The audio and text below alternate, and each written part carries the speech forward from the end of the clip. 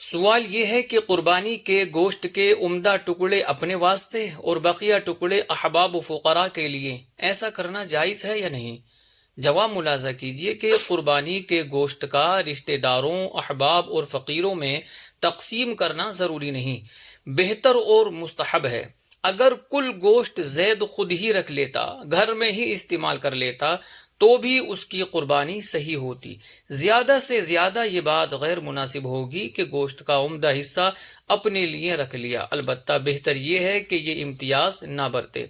اللہ تعالیٰ فرماتا ہے لَن تَنَالُوا الْبِرَّ حَتَّى تُنفِقُوا مِمَّا تُحِبُّونَ، تم ہرگز بھلائی کو نہ پہنچو گے جب تک راہ خدا میں اپنی پیاری چیز نہ خرچ کرو۔ واللہ اعلم، تبارک و تعالی ورسولہ اعلم، صلی اللہ علیہ وسلم۔